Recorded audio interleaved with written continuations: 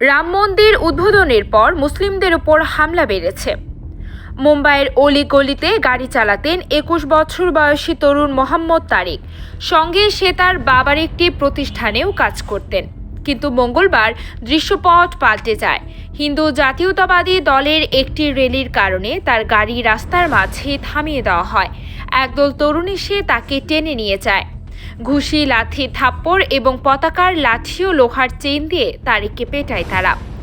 আল জাজিরাকে তিনি বলেন, তার ৫৪ বছর বয়সী বাবার নাম আব্দুল হক। এ ঘটনার পর থেকেই তারিক সহ তার পরিবার আতঙ্কে আছে। ওই র্যালি কয়েকটি ভাগে অনুষ্ঠিত হয়।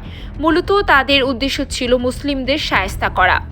র্যালি নিয়ে যাওয়ার সময় তারা জয় শ্রীরাম বলে স্লোগান দিতে দিতে মুসলিমদের দোকানপাট ও গাড়িতে হামলা চালায়। অন্য একটি দল উচ্চ শব্দে গান বাজাতে বাজাতে এলাকার মসজিদ এবং মুসল্লিদের সামনে দিয়ে যেতে থাকে। ভারতের অধিকাংশ রাজ্যেই ছিল এমন ঘটনা। গত সোমবার ভারতের প্রধানমন্ত্রী নরেন্দ্র মোদী উত্তরপ্রদেশের অযোধ্যায় রাম মন্দির উদ্বোধনের পর এ ঘটনা সামনে এলো। মন্দিরটি যে স্থানে নির্মাণ করা হয়েছে সেখানে ১৯৯২ সালের আগে ১৬ শতকের উপর ছিল বাবরি মসজিদ। ১৯৯২ সালে উগ্র হিন্দুরা মসজিদটি রামের জন্মস্থানে নির্মাণ করা হয়েছে এমন অভিযোগ তুলে ভেঙে ফেলে। এ ঘটনার পর ভারত জুড়ে হিন্দু মুসলিমদের মধ্যে দাঙ্গা ছড়িয়ে পড়ে।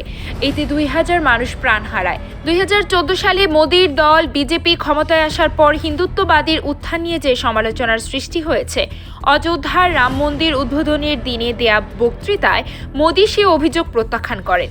তিনি বলেন, রাম মন্দির কোনো সমস্যা নয়, বরং এটি একটি সমাধান। আমরা আগামী ১০০০ বছরের জন্য ভারতের ভিত স্থাপন করেছি। রাম মন্দির উদ্বোধনের পরই ভারতের উত্তর রাজ্য বিহারে একটি কবরস্থানে আগুন ধরিয়ে দেওয়া হয়েছে। একজন মুসলিম ব্যক্তিকে নগ্ন করে রাস্তায় হাঁটানো হয়েছে এবং একটি গির্জার উপর গেরুয়া পতাকা উত্তোলন করা হয়। ৫৪ বছর বয়সী আব্দুল হক বলেন, ছেলেকে নির্যাতন করার পর তাকে নিয়ে যখন পুলিশের কাছে যাচ্ছিলাম, তখন এই শহর আমার কাছে অচেনা মনে হয়েছে। কেউ আমার ছেলেকে উদ্ধার করার জন্য এগিয়ে আসেনি। এটা আমাদের সমাজের জন্য লজ্জার।